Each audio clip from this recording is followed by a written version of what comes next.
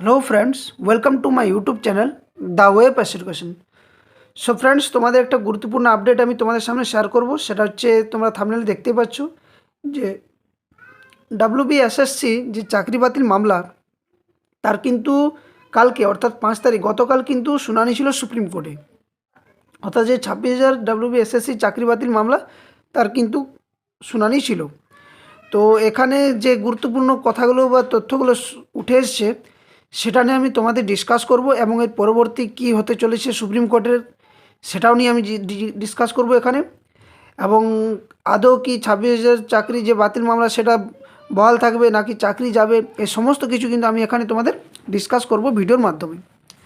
তো যারা চ্যানেলে নতুন, অবশ্যই চ্যানেলটি সাবস্ক্রাইব করো, বেল নোটিফিকেশান অন করো, যাতে এই ধরনের সম্পূর্ণ তথ্য, যে গুরুত্বপূর্ণ চাকরি বাতিল মামলা বা চাকরির নিউজ সংক্রান্ত বা চাকরি ক্লাস রিলেটেড, এই সমস্ত তথ্য কিন্তু আমার ইউটিউব চ্যানেলে পেয়ে যাবে। তো যারা এখনও পর্যন্ত চ্যানেলটি সাবস্ক্রাইব করোনি, প্রথমেই বলবো চ্যানেলটি সাবস্ক্রাইব করে বেল নোটিফিকেশান অন করো। আর যারা ডাব্লিউবি টেট 2022 ইন্টারভিউ প্রিপারেশন নিতে চাইছো, তার অবশ্যই চ্যানেলের প্লেলিস্টে গিয়ে ভিজিট করো। ওখানে অলরেডি কিন্তু অনেক ভাইভা এবং ডেমো ক্লাস করানো আছে। আর প্রত্যেকটা ক্লাসের কিন্তু পিডিএফ ফ্রি অফ কস্ট তোমরা আমার টেলিগ্রাম চ্যানেলে পেয়ে যাবে। এবং আমি একটা বুকও লঞ্চ করেছি, সেটা ভাইবার জন্য 5-এ 5 পাওয়ার জন্য কিছুটা গুরুত্বপূর্ণ, যেগুলো 2017-তে আসা প্রশ্ন রয়েছে এবং আরও টপিক ওয়াইজ বিভিন্ন প্রশ্ন রয়েছে। অলরেডি 100-র উপরে কিন্তু সকলে ক্রয় করে ফেলেছে। বইটির দাম রয়েছে 125 টাকা। তোমরা প্রথমে টেলিগ্রাম চ্যানেলে যুক্ত হও, সেখানে সম্পূর্ণ তথ্য পেয়ে যাবে। এবং আমি ভিডিও ডেসক্রিপশন বক্সে টেলিগ্রাম চ্যানেলের লিঙ্কও তোমাদের প্রোভাইড করে দেবো, আর ভিডিও প্লেলিস্টগুলো প্রোভাইড করে দেবো। তো দেখো, অনেকেই হয়তো বলবে যে দাদা এটা নিউজটা কালকে আজকে কেন দিচ্ছ। দেখো, আমি তোমাদের কাছে সমস্ত কিছু যা নিউজ দিই অথেন্টিক, এবং যা কিছু আলোচনা করি সমস্ত বিচার্য বিষয়গুলো একদম ভালোভাবে খুঁটিনাটি ভেবে নিয়ে ভবিষ্যতে কী হতে চলেছে এই সমস্ত কিছু জানার পর কিন্তু আমি তোমাদের কাছে নিউজগুলো শেয়ার করি। তো চলো ভিডিওটি সকলকে শেয়ার করে দাও এবং ভিডিওটি অবশ্যই লাইক করো, যাতে সকলে উপকৃত হয়, এবং চ্যানেলটি সাবস্ক্রাইব অবশ্যই করো। ওকে, তো দেখো কি বিষয়টা রয়েছে। তোমরা সকলে জানো যে সুপ্রিম কোর্টে মাননীয় বিচারপতি পরিবর্তন হয়েছে, এবং এই বিচারপতি আগে যে দুজন নিয়ে দেখতেন, সেখানে বর্তমানে 3জন বিচারপতি থাকছে। অর্থাৎ অনারেবল চিফ জাস্টিস থাকছেন, honourable mister justice Sanjay Kumar থাকছেন, এবং অনারেবল মিস্টার জাস্টিস মনমোহন রয়েছেন। অর্থাৎ এই 3জন মিলে কিন্তু এই সমস্ত বিষয়গুলো কিন্তু এসএসসি মামলাটা ওনারা দেখছিলেন। তো কালকে তোমরা সকলে জানো যে 5 তারিখে সুপ্রিম কোর্টে এসএসসি মামলার একটা শুনানি ছিল, যে 26,000 চাকরি বাতিল মামলা। তো এই শুনানিতে কী কী বিষয় উঠে এসেছে আমি তোমাদের সামনে এক এক করে শেয়ার করছি। তো ভিডিওটা দেখো শেষ পর্যন্ত। দেখো, আমি সমস্ত কিছু তোমাদের এখানে লিখে দিয়েছি। যে 2016 সালে যে পশ্চিমবঙ্গে অনুষ্ঠিত হয়েছিল এসএলএসটি অর্থাৎ ডাব্লিউবিএসএসসি পরীক্ষা হয়েছিল, তার মধ্যে কিছু দুর্নীতি ধরা পড়েছিল। ফলে সে নিয়ে সম্পূর্ণ প্যানেল বাতিল নিয়ে কিন্তু মামলা হয়। হাইকোর্টে যায় মামলা যাওয়ার পর তারপরে সুপ্রিম কোর্টে যায়। আর সেই মামলার শুনানি অনেক দিন ধরে কিন্তু সুপ্রিম কোর্টে লিস্টেড থাকলেও ঠিকভাবে কিন্তু শুনানি হয়নি। কিন্তু গত 5/12/2024 অর্থাৎ গতকাল এই মামলার কিন্তু শুনানি হয়।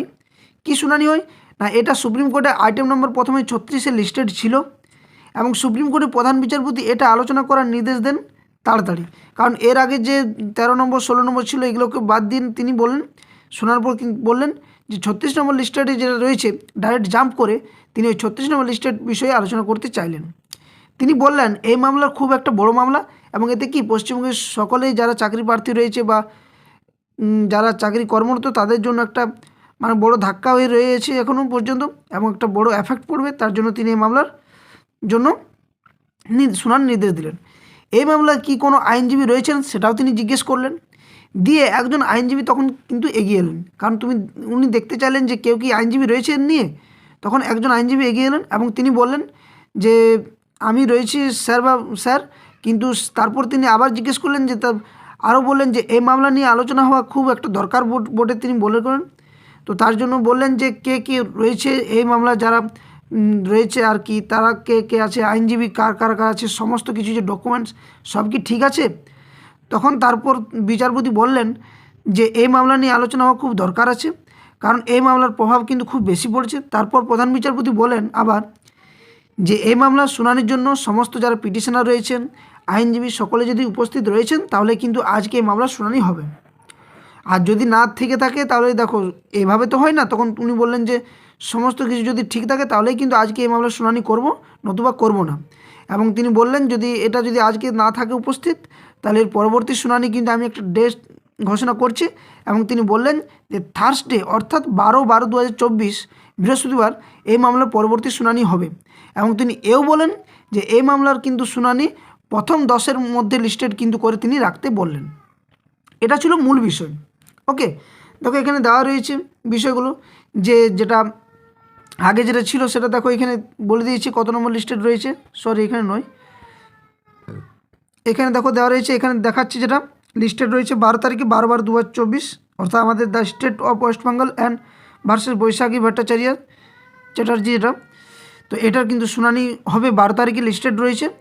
এবং এখানে দেখো দেওয়া রয়েছে, এখানেও দেখো দেওয়া রয়েছে যেটা 12/12/2024 এটা পেন্ডিং রয়েছে এই শুনানি নিয়ে, যেটা 36 নম্বর লিস্টেডে প্রথমে ছিল সেটা কিন্তু এখানে 12/12/2024 করেছে। ওকে, তো এ থেকে একটা বিষয় উঠে আসা যায় যে বর্তমানে কিন্তু এসএসসি ডাব্লিউবিএসএসসি একটা গুরুত্বপূর্ণ মামলা, এবং মাননীয় বিচারপতি প্রধান বিচারপতি যখন তিনি বলেন যে মামলার শুনানি হবে, তাহলে একটা খুবই ভালো খবর যে সকলের জন্য, যে আগামী 12 তারিখ অর্থাৎ 12/12/2024 এর কিন্তু একদম নিষ্পত্তি হওয়ার সম্ভাবনাটা প্রচুর রয়েছে, প্রচুর।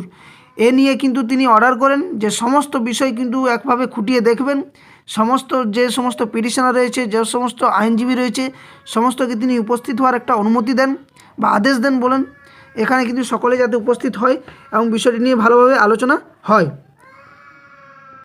এবং এই মামলার শুনানির জন্য একটা সকলে একটু মানে উৎসুক রয়েছে, যেহেতু সুপ্রিম কোর্টে এই মামলা কিন্তু শুনানি তাড়াতাড়ি হওয়ার জন্য।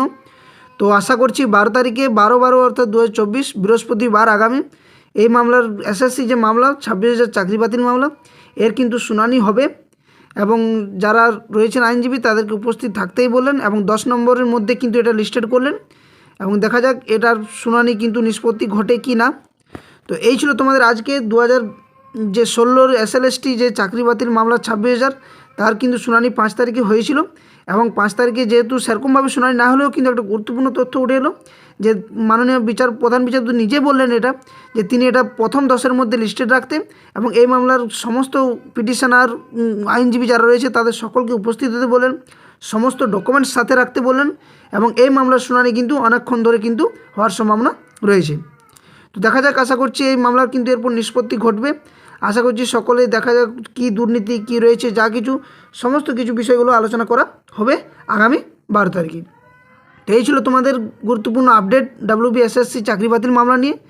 যদি ভিডিওটি ভালো লাগে অবশ্যই ভিডিওটি লাইক করো, বন্ধুদের সাথে শেয়ার করো, আর চ্যানেলটি যদি নতুন হয়ে থাকো তাহলে অবশ্যই চ্যানেলটি সাবস্ক্রাইব করে বেল নোটিফিকেশানটি অন করতে ভুলো না, কারণ এই ধরনের সঠিক তথ্য সঠিক নিউজ তোমরা কিন্তু অবশ্যই আমার দ্য ওয়েব স্টুডেন্ট চ্যানেল থেকে কিন্তু পেয়ে যাবে। সো ভিডিওটা এখানেই শেষ করছি। ওকে, ধন্যবাদ, জয় হিন্দ।